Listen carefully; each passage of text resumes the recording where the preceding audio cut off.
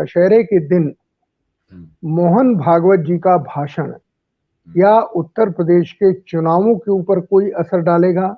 उन्होंने जो इशारे किए जनसंख्या को लेकर के, मुसलमानों की जनसंख्या बढ़ने को लेकर के, और बेवजह सीए अगर नहीं ये नागरिकता कानून लागू होगा तो आप कुछ नहीं कर सकते, वो लागू होना ही है, आदि आदि जो उन्होंने बातें कही, उनका इन चुनावों के ऊपर कुछ असर होगा या उसको देखते हुए भारतीय जनता पार्टी की चुनावी रणनीति नए तरह से बन सकती है क्या? देखिए, भाजपा इसके इर्द गिर्द क्या चुनावी रणनीति बनाएगी, इसके बारे में कुछ भी नहीं कहा जा सकता। लेकिन उनके भाषण का संदेश जो मुसलमान वोटरों के बीच में गया होगा, उससे मुसलमान वोटर और भी ज्यादा एकजुट होंगे भाजपा के खिलाफ। वो तो साफ साफ कह रहे हैं कि हम आपके ऊपर जनसंख्या नीति से बच्चे पैदा करने पर रोक लगाएंगे। वो साफ साफ कह रहे हैं कि वो नागरिकता कानून जो ठंडे बस्ते में चला गया है उसको फिर से लागू किया जाएगा, फिर से शाहीन बाग जैसी स्थितियां पैदा होंगी। तो उससे तो मुसलमान वोटर और चौंका होगा। ये जो उन्होंने पहले भाषण दिए थे कि सब भारतवंशी एक ही हैं, मुसलमानों में की रगों में भी वही रक्त बह रहा है जो हिंदुओं की रगों में बह रहा है, उससे जो एक हवा पैदा हुई थी कि शायद राष्ट्रीय स्वयंसेवक संघ अब मुस्लिम समुदाय के साथ में दूसरे तरह का सलूक करना शुरू करेगा। विजयदशमी वाले व्याख्यान में, जो कि राष्ट्रीय स्वयंसेवक संघ के सरसंघ चालक का प्रमुख नीतिगत वक्तव्य होता है हर वर्ष ये उनका प्रमुख नीतिगत वक्तव्य होता है, इसमें सबसे ज्यादा इसकी मान्यता होती है। इस नीतिगत वक्तव्य के बाद जो उन्होंने पहले जो सारे मुसलमान भारतवंशी हैं, ये सब जो उन्होंने बातें कही थी, वो बातें सारी की सारी नेपथ्य में चली गई हैं। फिर से वही चेहरा निकल कर सामने आ गया है, कट्टर हिंदू बहुसंख्यकवाद का चेहरा। मुसलमान फिर से अपने आप को एकजुट करेंगे और वो देखेंगे कि उत्तर प्रदेश में सबसे ज्यादा भाजपा को हराने की क्षमता कौन रखता है। फिलहाल उनके सामने एक ही विकल्प है और वो है समाजवादी पार्टी और अखिलेश यादव का नेतृत्व। तो अब ये जो आपने कहा कि केंद्रीय नेतृत्व ने योगी जी को अपनी छवि बनाने की में मदद की, इसका क्या मतलब है? देखिए, इसके दो मतलब हैं। मैं कहता हूं कि एक तो योगी जी ने आते ही ये बताया कि वो एक दबंग मुख्यमंत्री हैं और लोकतांत्रिक भाषा क्या होती है इससे उन्हें कोई मतलब नहीं है, और वो कानून और व्यवस्था को एनकाउंटर के जरिए हल करेंगे। तो इस तरह की सभी कोशिशें शुरू में बहुत अच्छा रंग लाती हैं। निरंकुशता, लोकतंत्र के दायरे में जब निरंकुश युक्तियां अपनाई जाती हैं तो शुरू में लगता है कि ये बंदा बड़ा रेडिकल है, ये कुछ खास काम करके दिखाएगा। आपको याद होगा जब इमरजेंसी लगी थी तो ट्रेनें समय पर चलने लगी थी, आमतौर पर लोगों को लगा था कि भाई लोकतंत्र हो तो इस तरीके का होना चाहिए। लोकतंत्र को अनुशासन पर्व बनाया था इंदिरा गांधी ने। बाद में फिर उसी निरंकुशता के चलते बहुत सारी ज्यादतियां होने लगी। यही योगी सरकार के साथ हुआ जब उन्होंने एक दबंग मुख्यमंत्री की तरह बोली और गोली वाली भाषा अपनाई। उसके बाद में शुरू में लगा कि भाई अपराधी लोग बहुत डर गए हैं,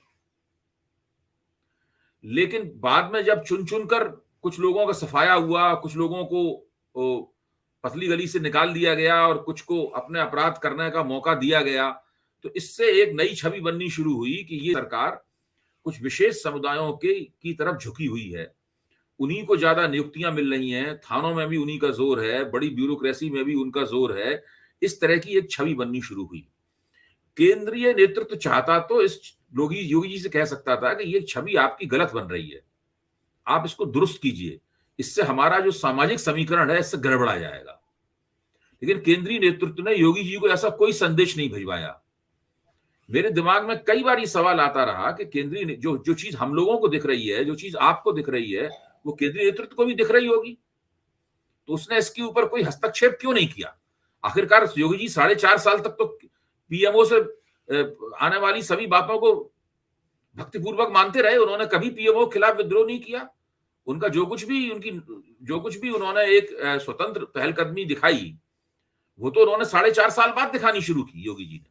उससे पहले पीएमओ और सीएमओ के बीच में किसी किस्म का अंतर्विरोध नहीं था। तब एक युवा पत्रकार से भी मेरी बातचीत हुई, तो उसने मुझे एक अंतर्दृष्टि दी और उन्होंने ये कहा कि ये उनका विचार ये था कि ये शायद भाजपा आला कमान ने जानबूझ के ऐसा होने दिया, और इसके पीछे कारण ये था कि उत्तर प्रदेश में जो द्विज जातियों का भाजपा को समर्थन है, उसमें सबसे ज्यादा कमजोर समर्थन ठाकुर जाति का था। ब्राह्मण और वैश्य जो हैं वो बहुत मजबूती के साथ भाजपा के साथ खड़े रहे लगातार, लेकिन इसमें राजपूत जाति ऐसी थी जो कभी मुलायम सिंह जी की तरफ आकृष्ट हो जाती थी, कभी किधर चली जाती थी। तो वो कुछ ऐसा था, दिग्विजय सिंह जी की वजह से एक जमाने में वो कांग्रेस के समर्थन में भी चली गई थी, जब दिग्विजय सिंह कांग्रेस के इंचार्ज थे यहाँ पर, है? तो कुछ ऐसी राजपूत जाति का जो वोटिंग पैटर्न है वो कुछ इस प्रकार का था कि वो भाजपा पूरी तरह आश्वस्त नहीं रहती थी कि सारे वोट उसे ही मिलेंगे। जिस तरह ब्राह्मणों के वोट मिलने का आश्वासन था या वैश्यों के वोट मिलने का आश्वासन था, तो उन्होंने जानबूझ के इस तरह की छवि बनने दी ताकि राजपूत जाति मजबूती के साथ में भाजपा के साथ जुड़ जाए। और अपने इस, अगर यही इरादा था तो इस इरादे में वो कामयाब रहे, लेकिन इसकी जो प्रतिक्रिया हुई, उस प्रतिक्रिया को उन्होंने, जिसको अंग्रेजी में कहते हैं अंडर एस्टिमेट करना, उसको कम करके आंका उन्होंने उसकी प्रतिक्रिया को। क्योंकि बात केवल एक, जब कोई राजनीति होती है उत्तर प्रदेश जैसे जटिल राज्य में, तो बात केवल एक ही तरह से नहीं चलती है, फिर तो उसकी अपनी गति होती है, वो अपने तरीके से चीजें आगे बढ़ती हैं, और राजनेताओं और सरकार के हाथ में रहता भी नहीं है। फिर जो एनकाउंटर्स हुए और ऐसी बहुत सारी बातें हुई, तो लोगों को साफ लगा कि जो राजपूत बाहुबली है उसका स्वागत है और दूसरी जातियों के बाहुबलियों के खिलाफ एनकाउंटर है। तो आज की राजनीति में बाहुबलियों का एक महत्व है, वो महत्व ये है कि उसमें जो जातिगत समुदाय होते हैं उनको देख के अपने आप को सशक्त महसूस करते हैं। ये एक मनोवैज्ञानिक स्थिति है जो कि अप्रिय स्थिति है, खराब स्थिति है, इसका समर्थन नहीं किया जा सकता, इसकी निंदा की जानी चाहिए, लोकतंत्र के लिए हानिकारक है, लेकिन ये एक वस्तु स्थिति है। हर जाति के अपने बाहुबली होते हैं, उन बाहुबलियों का स्थानीय स्तर पर प्रभाव होता है, पूरे उत्तर प्रदेश में प्रभावी नहीं होते हैं कभी भी, लेकिन स्थानीय स्तर पर प्रभाव होता है, लेकिन उनकी हवा बहुत जगह होती है। ये चीज जो है इसको भाजपा प्रबंधित नहीं कर पाई, और उसकी प्रतिक्रिया जो है दूसरे समुदायों के ऊपर, खासतौर से ब्राह्मण समुदाय के ऊपर बहुत ज्यादा हुई, और उसमें विकास दुबे एनकाउंटर ने ट्रिगर पॉइंट का रोल प्ले किया, और उससे पहले भी बहुत इस तरह की घटनाएं हुई थी, कई घटनाएं हुई थी। फिर किसान आंदोलन आ गया, इन सब चीजों ने मिलकर जो है भाजपा के लिए वहां पे काफी समस्याएं खड़ी कर दी। तो मैं ये मानता हूं कि केवल योगी जी को इसका जिम्मेदार ठहराना उचित नहीं होगा। अगर इसके अंदर कोई रणनीतिक गलती हुई है तो उसमें भाजपा के आला कमान की भी भूमिका है। पहली बात तो यह है कि योगी जी अपने आप को तो मुख्यमंत्री घोषित कर नहीं सकते थे।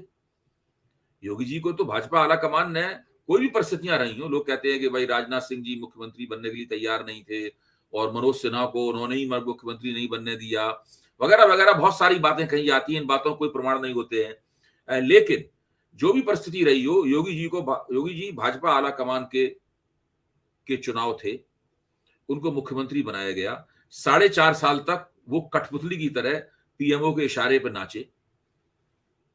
4.5 साल बाद उन्होंने अपनी स्वतंत्रता घोषित कर दी, आजादी का ऐलान कर दिया उन्होंने। अब स्थिति यह है कि वो प्रधानमंत्री जब आते हैं तो उसका वो हवाई अड्डे पर उनका स्वागत करने के लिए भी नहीं जाते।